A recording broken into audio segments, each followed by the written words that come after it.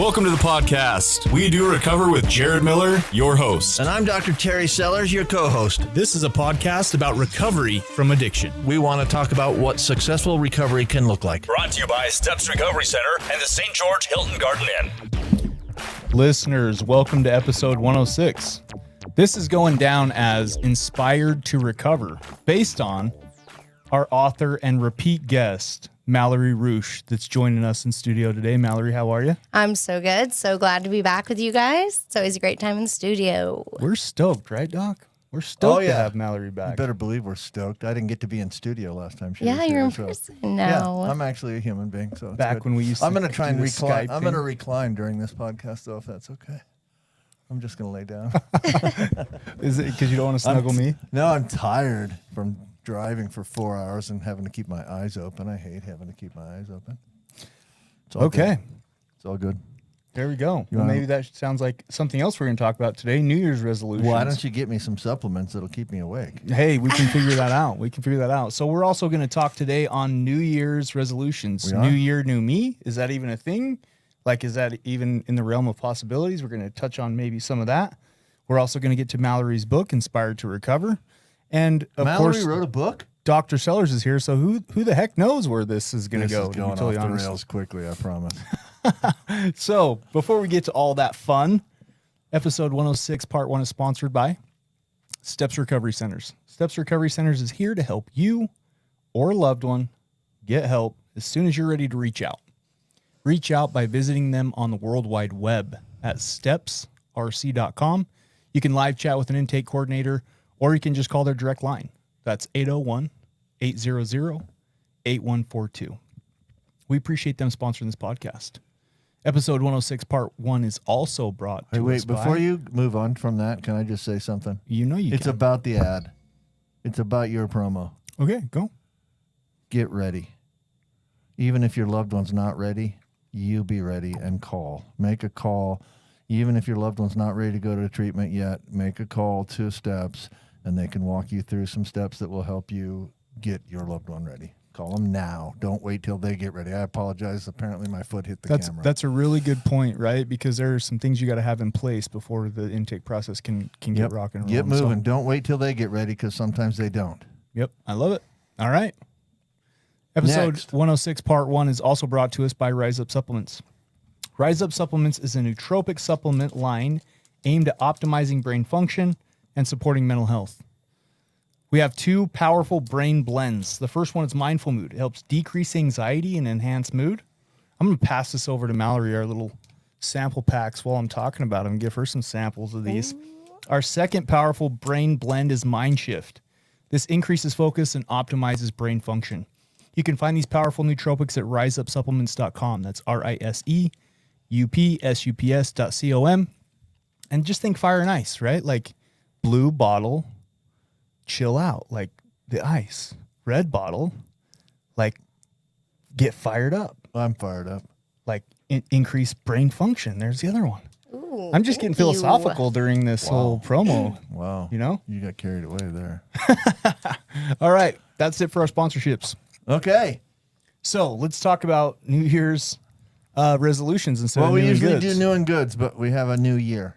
We do have a new year. So we don't want to know 2023 what's is coming new and up. good. We want to know what's gonna be new and good. Should we start off with Mel? Why, you can start wherever you want, because you're the ringleader of this train. You're the conductor of this train that's going off the rails. You Malory conduct, I'll Ruesch. try to drive us off the rails. Author, speaker, lady in long-term recovery. What is your New Year's resolution for 2023? So for me, the whole new year, new me thing, you hear a lot of people say people don't change, like they set these goals and then they end within the January month. And I think that is very common. And so for me, I think the thing that I really want to focus on or change about myself this year is consistency. I tend to show it in some aspects, but there's other aspects that I really would just want to get better at. And that's going to the gym on every day that I want to, or waking up early, or just being more consistent in the steps in life that I'm trying to progress. So consistency is going to be my goal for this next year. Then obviously the weight one that, we all do. So yeah, we'll definitely be working on those two things for myself. But I feel you on the consistency thing. That is something that I feel like I could also take a page out of that for sure. What about you, Doc? Well, New year, new Dr. Sellers. And listen, before we go here, I have evidence of the past 2 years, man. The past 2 years saying that new Doc, new year was going to be on time. So don't even go there. No evidence. Don't even go there, no. buddy. I love you. You have but no evidence but of that that. New Year's resolution has died hard You twice. have no evidence of that. I was here at 4. Third time's a I charm. was here at 4:00. What do you need from me? Yeah, All 4 right. Pacific time. Yeah. It's not Pacific time. It's dadgum 4:17 now. New year, new you. What's that look like for you, Oh, Doc? I'm gonna do the same shit I did last year. Oh, mark that. I'm gonna do the same stuff I did last year. You can just cut that completely out. No, listen. I've been alive for so many New Years now that I've had more New Years than anybody in the room. First of all, and I realized that New Year's resolutions tend to last till March, maybe. Right? So my New Year's resolution is I think Mallory's already got mine, to be more consistent, to see if I can get the thing to last past March. So I have a guy that wants to be my trainer. It's a guy I Okay. helped through recovery, and he's a gym rat, and he doesn't owe me anything. But he doesn't want to charge me anything either. I'm a little conflicted as to whether I can actually do that or not, but he trains a lot and he wants to be my trainer. And I'm like, yeah, I could sure use somebody to help motivate me along those lines for sure. So I'm thinking about hiring this guy as a trainer. I'll probably pay him a little bit, but I think that would be helpful for me. And then I'll go back to some of the old stuff again. I always view I'll trainers. recommit to being on time. Yeah, I like that. And- it's good. I'm going to work on my social media presence, which I do every year for a minute. At least till March, huh? Well, he's actually working on that one. He actually found me on Facebook and wanted to be my friend. yeah. So I'm like, oh my Ooh, gosh, moving up. I'm now friends with Terry Sellers. Okay. Well, hold Sean on, Denneman Sean. is a That's friend. That's Yeah, that's only a to true story. review your posts and make arguments about No. what you posted. No, about. not Sean, because Sean doesn't post things that I argue with. I love you, Sellers. We You got know what this. I- We you got know this what I great argue with? relationship. I'm glad I can give you a bad time. I argue with the COVID conspiracy people. That's most of my arguments. Secretly, that's me, just under false names. Yeah, probably. I'm just secretly a COVID conspirator. I need to just let it go. Listen, the logic of and I get it. This is as arrogant as I can be. Again, I'm Get pretty, it. and I'm pretty arrogant. get it. I get it. The logic of a physician arguing with an electrician about viruses is beyond my comprehension. Like, why do these guys think they know way more about viruses than me? Because they watch YouTube. I don't get it. Right. Like, everybody's a virus expert all of a sudden. And so I need to just let that go. You can let everybody be a virus expert. That's fine. Yeah. It's totally fine. But there's so much misinformation out there that, and this is a social media thing. Like, we've never had a virus with this much misinformation around it. And part of it is the government hasn't always told us the truth, right? Yeah, and I think that we just live in a world today where people try to control the narrative, and there's a lot of misinformation. We've never had a general. virus with as much social media stuff. Like, Yes. everybody gets an opinion now, Yeah. right? And people that don't know anything about viruses have strong opinions. And I guess it has to just be okay, but it bugs me a little bit. Yeah, working in the restaurant industry, like we, after the whole pandemic happened and we all kind of went back to normal, every time I was cashing someone out at the register, they had something to say about it. Oh, yeah. And like I have a bachelor's in healthcare administration, so I know, quite a bit of medical stuff, but what blows my mind are the people that have no medical background, have no experience, have never got COVID, and then all of a sudden they know everything about it. And, this is how it's going to go. And I had to get to the point where I was just agreeing with whatever they said. Yeah. Bye. Just to Gotta go. Just to get it out the door. Yeah. Thank you. Come again. All right, let's get to Sean. Sean Donovan. Oh, my New Year's New year, resolution. new you? I'm opening up my own drug rehab center. Because Are you? Well, I saw a couple of videos on YouTube and watching you guys. Yes. And even though I've never had Yes. an addiction issue at all, You're an expert. I know exactly what to say and do to help all you like problem people. So, Memorizing all your Problem words. people. That's some strong language. I like. well, you know, Okay. because I'm an expert now. Because you know, Do you know how many emails I'm going to get about you saying problem people? Apparently, people just love to write me. What? And oh yeah, and listen. First of all, I just always write them back Wait, and wait, say, wait. "Thank So- you, so thank the- you the- for your opinion." the second I open my mouth, we're going to put a little parentheses there. Yeah, for You know, sure. sarcasm Disclaimer. with a little star, and then we'll kind of continue to the end. That's Disclaimer. the problem with social media Disclaimer. is people write sarcastic things, and sometimes I don't interpret them as sarcastic because you can't interpret. I was trying to make a Typing. funny point. What you guys It were talking was, about, it was. and then you guys It got was sidetracked hilarious. when I said problem I people. love I it. was laughing. Thank you. He got sidetracked. I thought it was funny. I am a problem person. I'm perfectly DCI, comfortable with Denovan that. Counseling Incorporated. Oh, There we go. Hey, dude, you're on to something. So, there. so you guys Oh can my come see God. me, and I'll just tell you to get over it. And Yeah. you know, Buck up, sucker. Stop it. Stop it, Stop therapy. it. Stop it. All right, now go get a job. There you Yes. go. Boom. All right, how much you guys charge for that? That's $15,000. Boom. All right, I'm going to Cancun. Bam. You're rich. Very nice. I'm I gonna like start it. handing you money now. Hey, I'll be the first guy to apply. What was it again? DCI. DCI. Yeah. Okay. I'll be the first guy at DCI. What did we say? Denovan Counseling Incorporated. Is I that what like was? it. Something like that. I like it. Cool. And I didn't mean problem people. What? Disclaimer. I meant problem Sean person. Denneman People is with very problems, which is all of sarcastic. us. Problem persons. Well, counseling is that's what you go to counseling for, right? Different problems. So it totally, I like it. If the shoe fits, wear it. We're wearing it. Okay, so If the food does what? if the shoe fits, wear it. Oh, so we're wearing sorry. it. If the food. Someone's hungry. You can't catch me today, dude. I'm on mind shift today, and this brain is on fire, sellers. You've noticed I've gotten everybody's name right. I've gotten all the websites right. Oh my gosh. This Can you- brain's on can you fire spell today. Can you spell Malory? I spell it the same way everybody else does. No. Moving on. No, because most people Okay, spell it with two L's, and so- she does not. Listen, I've kind of been joking about this whole new year, new me thing because I'm so sick of the TikToks about all this new year, new me. Like, is it even a thing? Like, it's almost comical, right? Because you see these videos now that get tons of hits and they repurpose the audio. Like, I'm going to be the same a-hole that I was last year. You know, like it's That's almost my New become a Year's joke. resolution. I like it. He dinged you for saying a-hole. So that brings me to my next point. If you are out there and you are genuinely looking for permanent change, right? Not just like the common every year New Year's resolution done at the end of January, done it, in March. Done in March, yep. That's me. Today we're going to talk about two books. The first book we're going to talk about is Atomic Habit by James Clear. For those of you that have seen the audio version of this is what the book looks like.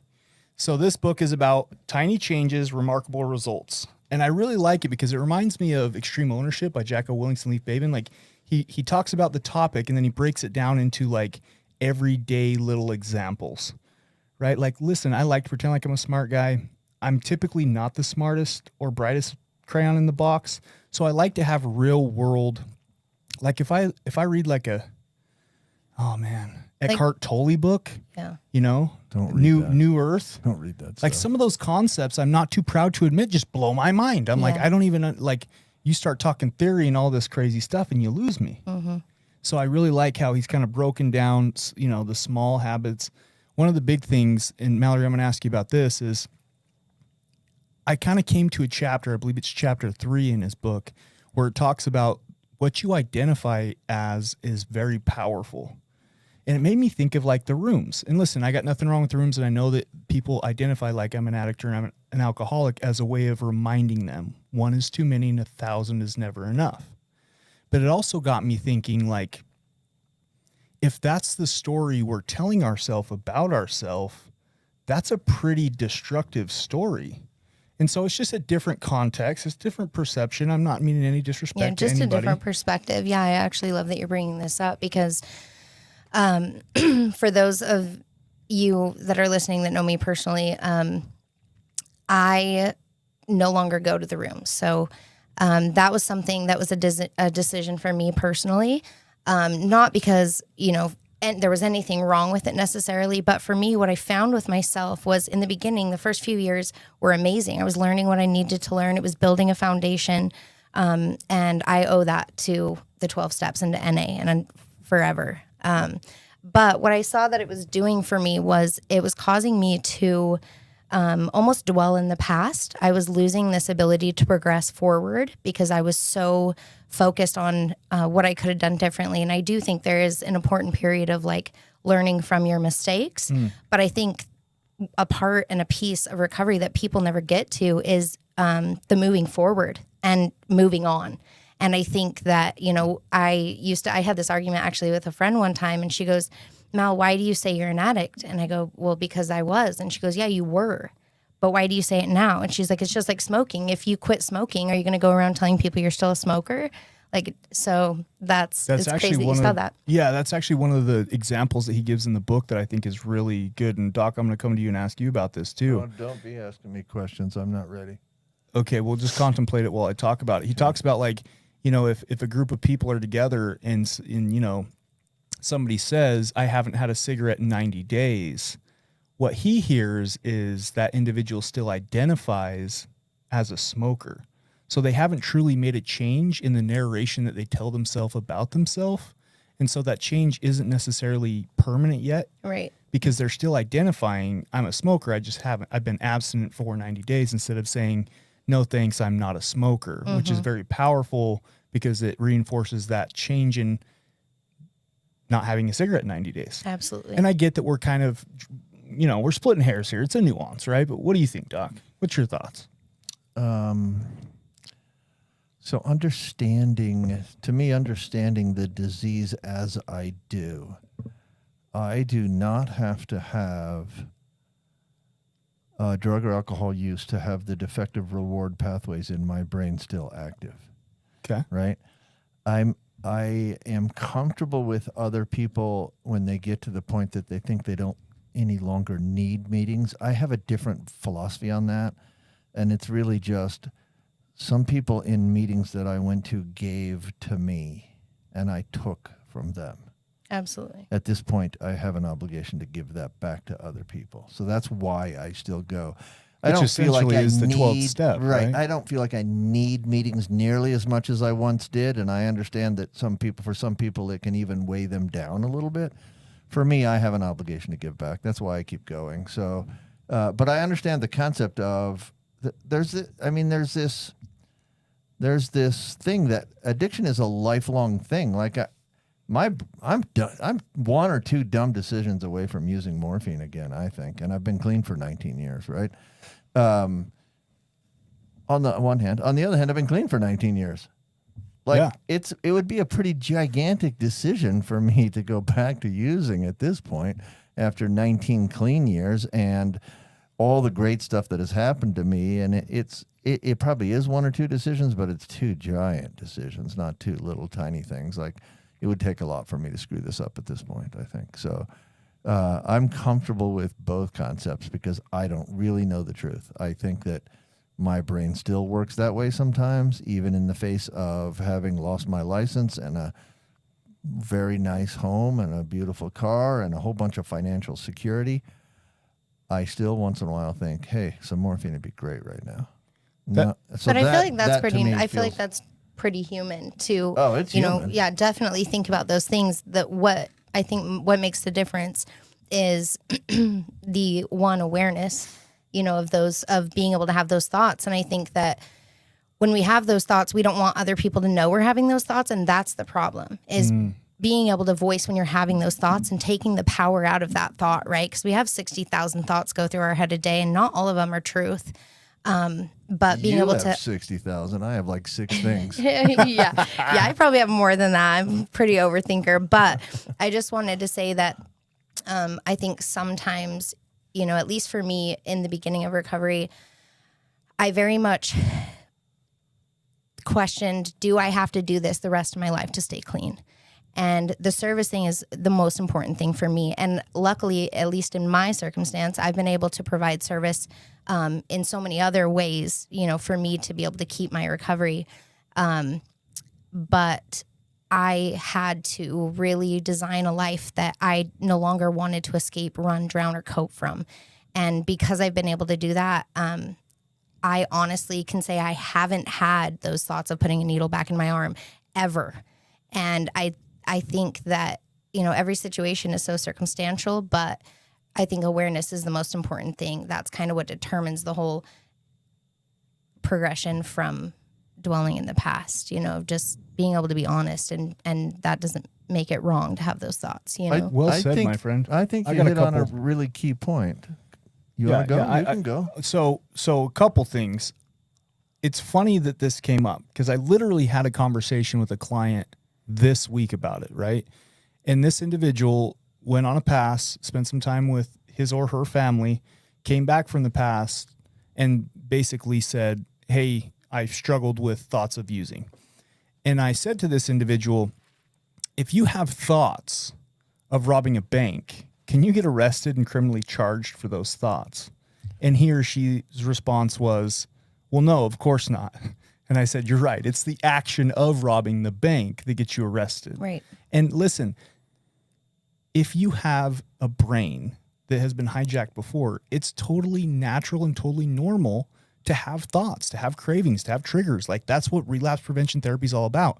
So to live in this idea or this false reality that you're just all of a sudden going to be cured and never have those type of thoughts. And maybe you don't for a long time, but the reality is at some point you're going to have those thoughts. And I think it was said very well, Malory. It's what you do with those thoughts. Do you keep them a secret? How long do you let them sit in your head before you talk to somebody about it, before you implement a coping skill? Go ahead, Doc. I know you had something. I did have something. I think it's key. She hit on a key point for me, and that is, to me, and this is for me. Again, I don't know that this is for everybody. It's for me.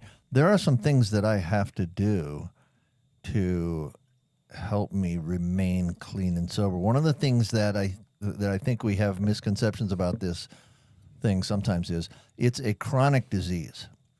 And like every other chronic disease on the planet, most of them are not curable. High blood pressure is not very curable. Diabetes, not very curable. A diabetic has to wake up and do some things every single day. They got to eat a very strict diet, and they probably have to exercise, and they have to watch their carbs, and they have to check their blood sugars, and they have to do these things, right? I have a similar chronic disease, and I have to do some things for that. For some people, that includes going to a meeting. For some people, that doesn't include going to a meeting. For some people, that includes just a little daily ritual that they do maybe in the morning, or I don't know what it is for everybody, but I do know that it's a chronic disease, and to me, it's still sort of there. Like, I don't think I'm at a great risk of using, but I also don't think I'm like a normal human being either. I know my brain still thinks, in the face of all the crap that's happened to me, every once in a while, my brain thinks, hey, and particularly when I'm in pain, and I'm talking about physical pain, when I get a migraine, my brain goes to, hey, morphine would help right now.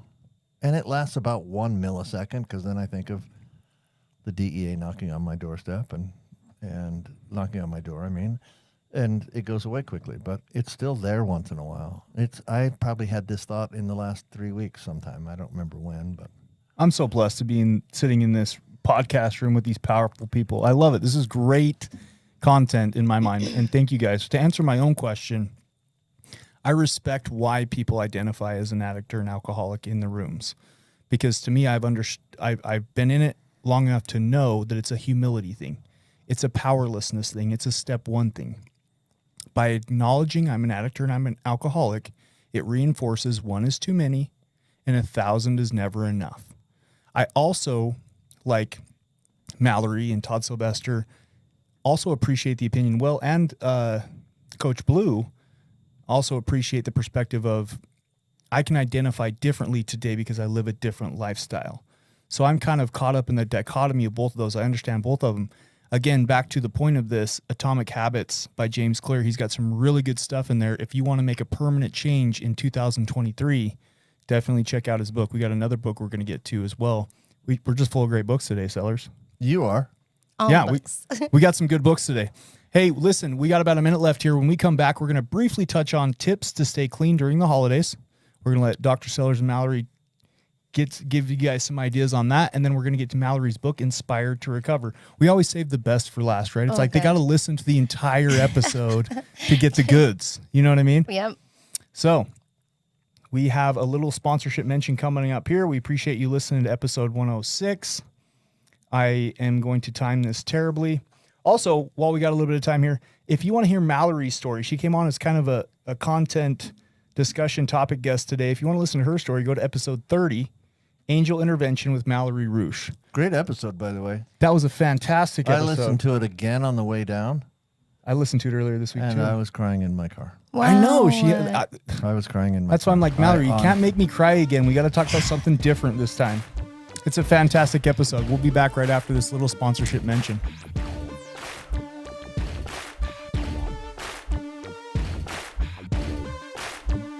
You are listening to We Do Recover with Jared Miller and co-hosted by Dr. Terry Sellers. We'll be right back after this short break with more of We Do Recover with Jared Miller, sponsored by Steps Recovery Center and the Hilton Garden Inn. I'm Desmond Lomax, one of the clinical executives here at Steps Recovery, and once you become with the Steps family, you're just a part of the Steps family. A lot of us have overcome substances, overcome addiction, and now we're able to help other people. Second of all, we're also going to help you in a way where you can afford to be helped. Third of all, we're going to give you the same quality that many organizations are charging 2 to 3 times, and it's more about you than it is about our organization.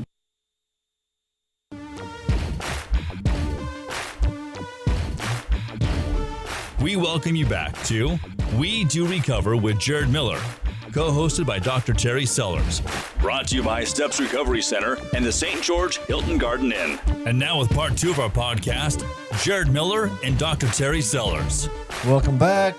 Part 2, episode number 106, Inspired to Recover. We're here with our guest, Malory Ruesch, who has written a book, and we're going to get to that in the second part. We kind of got on some topics in the first part that were fun and enjoyable for sure. Before we get to that, though, part 2 is sponsored by the Hilton Garden Inn. If you happen to be traveling through southern Utah, give them a Google search. Look up, type in Hilton Garden Inn, St. George, Utah. They will take excellent care of you. They have great rooms. The rooms are very clean. The staff is super friendly. They have a great hot tub. They have a great pool. They have a nice weight room. Yeah, we love those guys. Yeah, they're great. They're great to us. And so, again, I just give love how them a shot. clean it is. It's so clean. Yeah, and they're good. a guy that has OCD just appreciates some And it's cleanness. an older hotel. It's been around for a while. It is not a brand new hotel. Every brand new hotel's spotless, right? But you like these walk guys in, have been the around doors for a open up, while. and it just smacks you in the face. Like Yeah. you can just smell how clean and like, yeah, it's just, I It's love it. lovely. Okay, so we were talking about. I want to summarize what I felt out of that conversation, and that is, whatever works for you, right? It's not. There is no one magical way. There Absolutely. are some things that work for some people that flat out will not work for other people. That are just. Some people aren't wired. Not everyone's wired the same way, right? Find what it is for you, but don't stop looking until you do find it, right? I also want to get to tips to stay clean during the holidays. But Malory during the break was saying it's funny that we talked about this, and go. Would you mind sharing live on air kind of what you were talking about in some of this, trying to find your journey and your path, and it may not look like somebody else's, and that's okay, right? Because everybody's, as long as you find something that works for you, and you're staying clean and you're in practicing the principles that you learned, it doesn't always have to look the same. Yeah, absolutely. So I was just kind of sharing on the break that my journey so far has been so unexpected. If you would have asked me if I would have been a motivational speaker and an author 12 years ago, I would have told you you were a psycho. But life just kind of created that for me and allowed me to be in positions to help people the way that I am.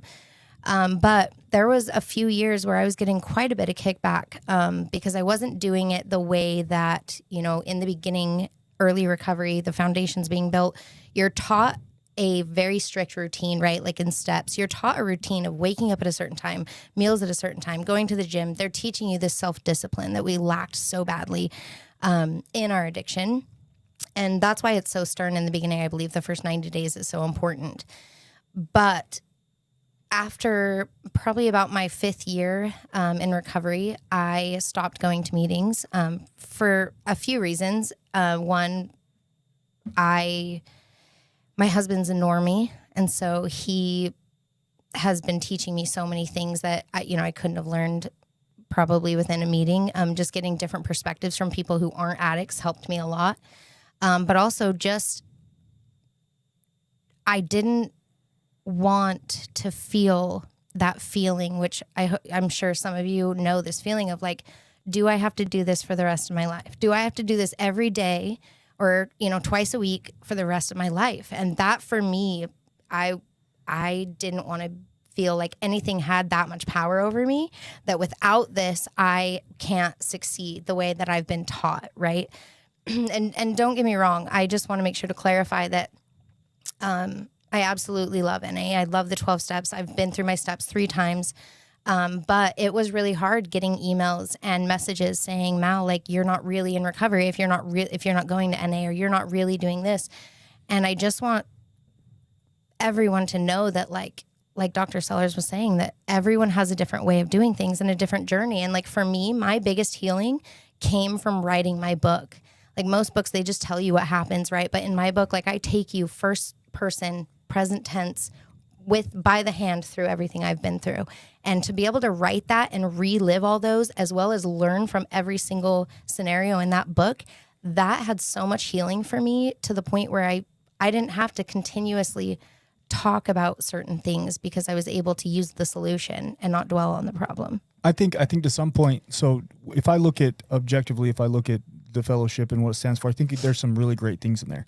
I think fellowshipping in general, creating a community around you of supportive, like-minded people, is huge. Right. And I think that actually rolls into some of the tips and tricks to get through holidays that are tough, is by having good people around you. So they're great for that. Right. They also, if you look at it objectively, it's about self-improvement, right, Doc? It's about taking a look at your weak spots. It's about taking accountability. It's about acknowledging that you're not a normie. Like, you can't socially drink, you can't socially use. Like, those aren't things that are on the table for you. It's about, praying and meditating and making amends. There's so many beautiful principles in there. So I think that to say this is the only way is wrong. Are there some fundamental, foundational things in there that are very vital? Absolutely. I think if somebody takes and works it and does it for a while, and then they find something else that works for them that's still self-improvement and they're still staying abstinent, I would consider them still in recovery. Just me personally, my opinion. It's about bettering yourself. It's about learning, growing, developing. So I have a personal question. I'm going to put you on the spot a little bit. Oh, no. Okay. You're not going to like this question, I don't think, but that's all right. Okay. Did you struggle with step 1? Did I struggle with the powerlessness? Powerlessness. Oh, absolutely. I'll tell you why I asked the question, because I can't remember if we were off the air or whether we were on the air when I said I listened to the last episode you were on in my car on the way down, and I was crying. It was an excellent episode, by the way, and a really powerful story, and kind of gut-wrenching, frankly. Thank you. Yeah, well, it's your story. You didn't invent it, but it's pretty gut-wrenching. But you mentioned something in there too about you weren't going to be forced into, like, she wanted to be inspired. You like being in control a little bit. Oh, absolutely. I wonder how you struggled, how you felt about step 1. Yeah, I've definitely always been the survivor mindset and personality came way before the actual addiction for me. I was that way even as a child. I think part of that was because, one, I had an absent father and my mom was struggling with her own alcoholism at the time. So, yeah, I grew up pretty quick. And in the beginning of, like, when I started drug court and inpatient treatment, that was literally my biggest problem. I didn't want to be told when I had to eat, when I had to go to bed, at all. But when it came to Chuck, the hero in my book and the man that saved me, so open and willing to give up control, because it was done in a way of love and not force, almost like this negative notation that was coming from it, right? Like, again, kind of that punishment versus inspiration. I think that that concept is something I've been learning so much about with being a mom now. Like, I have a 3 and a 5-year-old, and it's really hard to not just, mom knows best, don't ask me why. But I have to really step back and just use what Chuck did for me with my children as well, and just anyone that I have any kind of contact with when it comes to this stuff. But yeah, it was difficult. Which actually isn't uncommon. Sure. Very, very common in recovery, especially in treatment. Because listen, there's a thing called, as a counselor, I monitor this all day long. And I know I've talked about it. Internal versus external motivation, right? People that have external motivation, judges, probation officers, DOPL, can they find recovery and be successful? The answer is yes. I did. Are the numbers lower for people that have internal motivation versus external? Yes. People that are internally motivated, people that are inspired, people that go, I can't do this anymore. I'm tired of being sick and tired. I want a new life. I'm tired of this nightmare that I'm living. Those people typically have a much higher success rate of staying abstinent and living a life in recovery than people that are externally motivated. Absolutely. So that absolutely makes sense. And again, I feel like sometimes psychology and counseling and therapy they're not parallel lined with sometimes traditional literature and fellowship things, which I'm not saying one's better than the other. I'm just saying sometimes there's kind of a crossover there, right? So it's not uncommon. Wouldn't you agree? Sure. I mean, we know that. Listen, let's hypothetically, we're taking a left turn here. Yep. It's okay because I want the content. For sure. Somebody comes to you, you're a doctor. They are type 2 diabetes, right? Yeah. And you tell them, hey, listen, you need to exercise, you need to monitor your blood sugar, you need to eat healthier. How many of those people say, Doc, just give me a pill, I want the easy way out? Every one of them. Right? Because the likelihood of them following through on what the fundamentals they actually need to do is terrible. Every It's one terrible. of them. But listen, I can tell you the best way to treat your type 2 diabetes. Actually, I have some experience with that. Like, it's not for sure. way out of my realm. Type 2 diabetes is something I deal with a fair amount. I can tell you how to treat your type 2 diabetes. You can come to me and say, I don't want to do any of that, and write your own program. But if your blood sugars are normal on your program, I don't care. Sure, Right? you wouldn't be there in the The first place. end result is we're trying to keep your blood sugars normal. Yeah. If you run a path to recovery that's different than somebody else, but you're clean and sober, I don't care. The final common thing is try to stay clean and sober, because not being clean and sober, I can't speak for you, but I heard your story, so I sort of can, ruined my life. Not being clean and sober ruined my life. Sounds like it ruined yours. Sounds like it ruined yours. For sure. So the final thing is stay clean and sober. If you find a way to do that that's different from traditional ways, great, good for you. Then follow that path. Right. I love it. Let's talk about tips All right. to stay clean during Yep. the holidays. I've already given my one. We got to get through Build this. a community or a tribe around you. Again, fellowship, they're great for this. If you meet some people in the rooms, AA, NA, SA, whatever, flag you fly, fantastic. I used to have a sponsor. His name was John, and he used to say, Jared, what happens 15 minutes before the meeting and what happens after the meeting is more important or just as important as the meeting. And I never got that until I understood having people around me that would support me and were going through the same things I was going through and didn't look at me or judge me like I was some kind of freak, right, was very helpful. So I think that's a huge tip or trick, is surround yourself with positive, like-minded people that are trying to stay clean in recovery. So the key to that for me is, so if I go to a New Year's Eve party, I'm probably just going with my family. Like, I'm not a big party guy, right? I'm probably just going somewhere and we're going to be as a family together and celebrate. The key to me, and this is tough in early recovery, is everyone in my life knows that I don't use drugs or drink.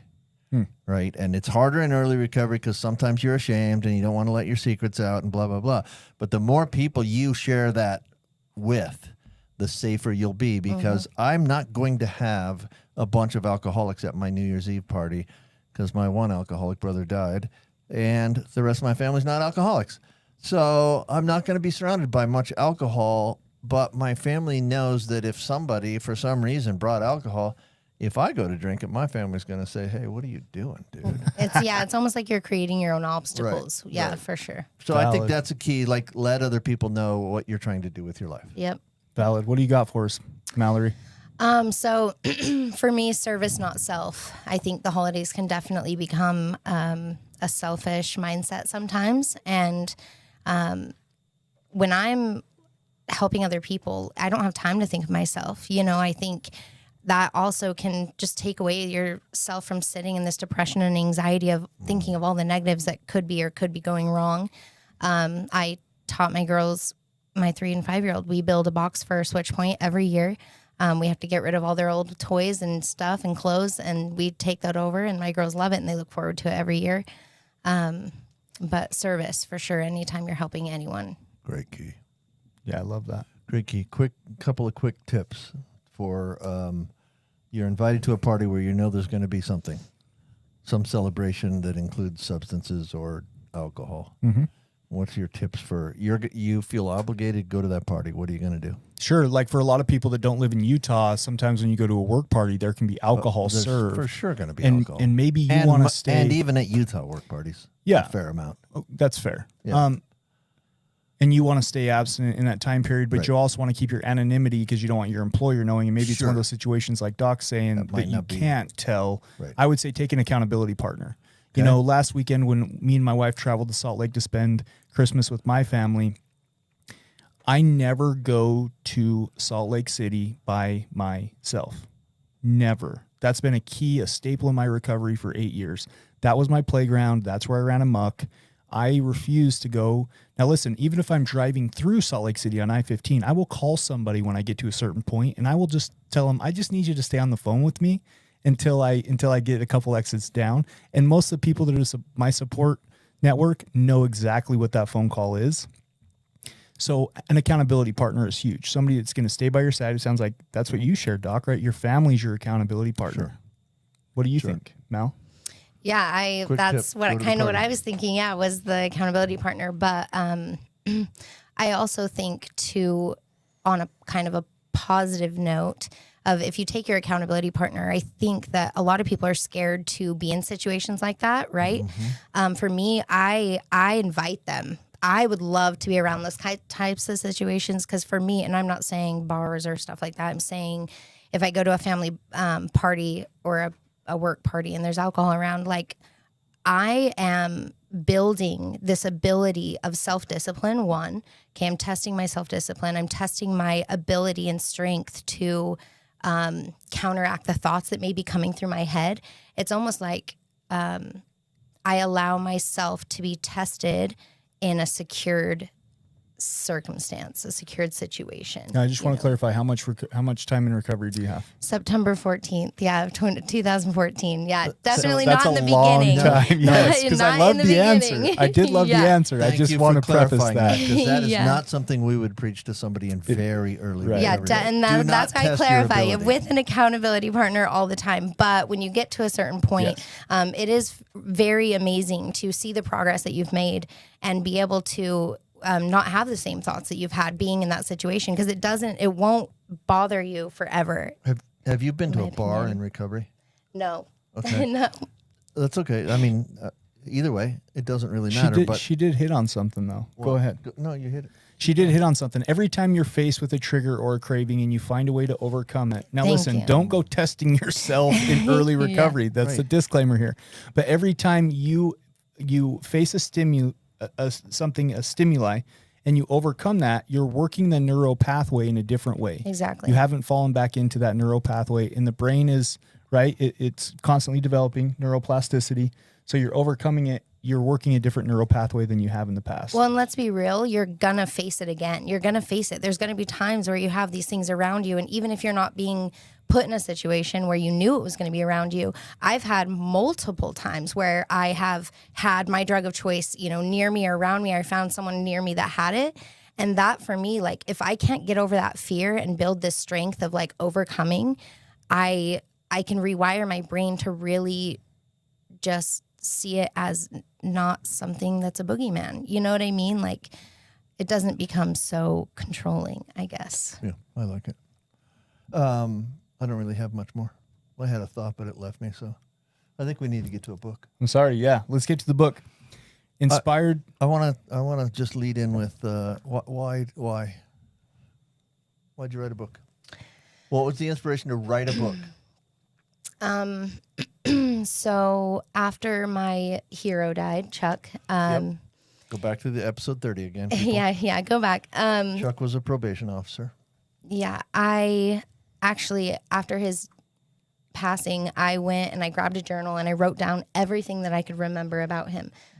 His advice, his lessons, his humor, his just moments and memories that I knew my memory would forget, because in my addiction, that was kind of the thing that I can see long term that has affected me is my memory.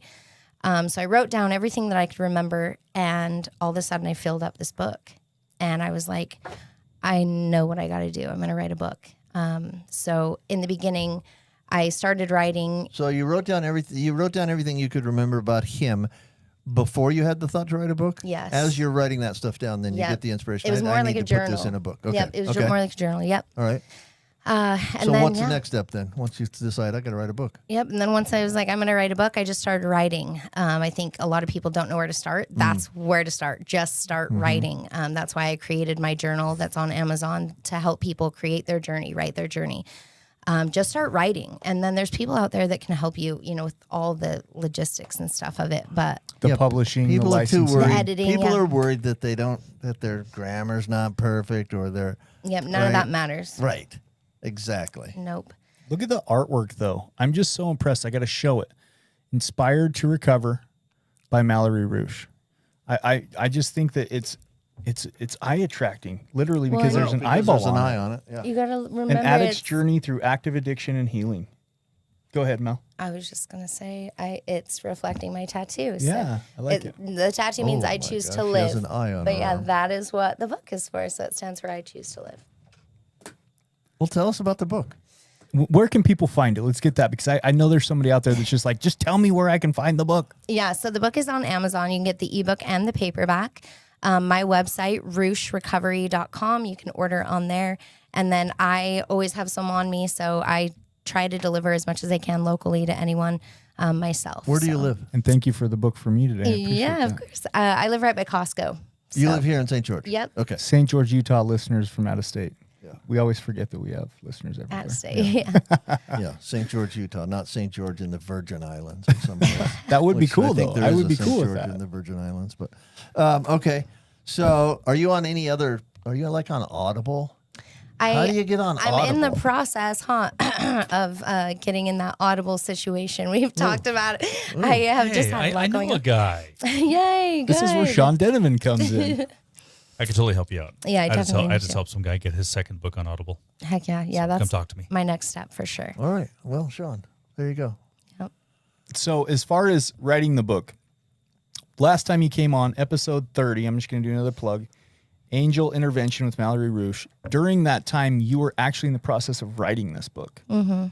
And then the journal came out first. Mm-hmm. You release a journal first. I don't stalk you, I promise. That we just both do this thing. So Right. respect, right? Real recognize real. Yes. At what point when you came on this podcast, because I know you've been on several, were you in this book when you were episode 30 with us?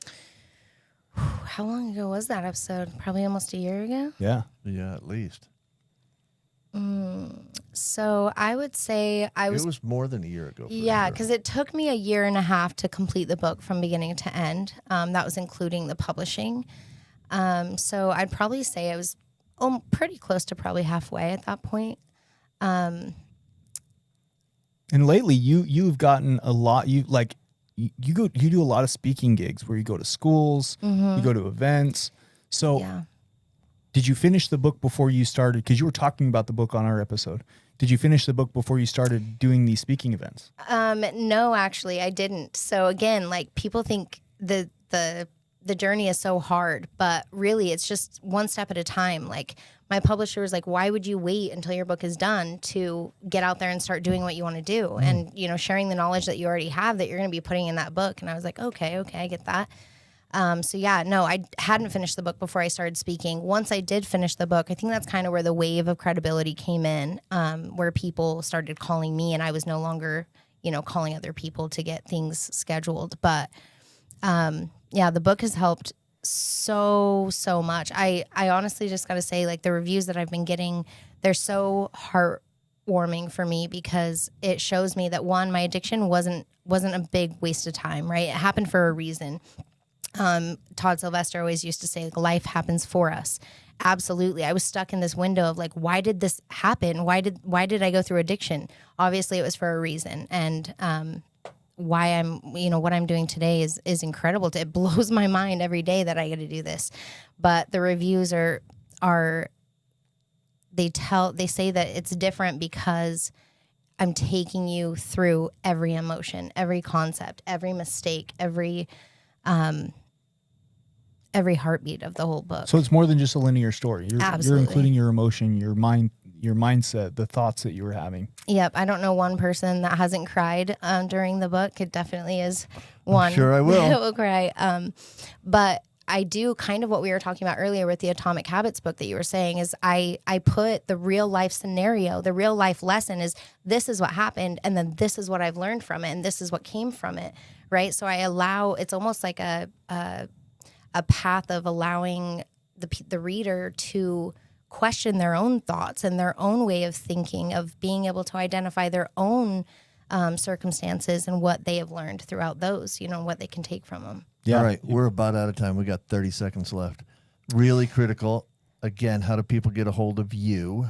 Okay. My Facebook and Instagram is Ruesch Recovery. R-U-E-S-C-H Recovery. And then RueschRecovery.com is my website. You can get my book there. Right now, for New Year's Eve, I'm doing a big deal. So $19.99, come get your book. Fantastic. Go check out. Go ahead. It was lovely having you on. Thank you, Please guys. look her up, and Happy New Year to everybody. Happy New Year. Thank you for joining us today on We Do Recover with Jared Miller. Help us spread our message of hope. Like, comment, and share. If you have any topics or ideas for future shows, please share that on our Facebook page. That Facebook page is We Do Recover with Jared Miller. If you or a loved one needs help, please reach out to us. Again, thank you for listening. Brought to you by Steps Recovery Center and the St. George Hilton Garden Inn. This has been a production from a podcast studio.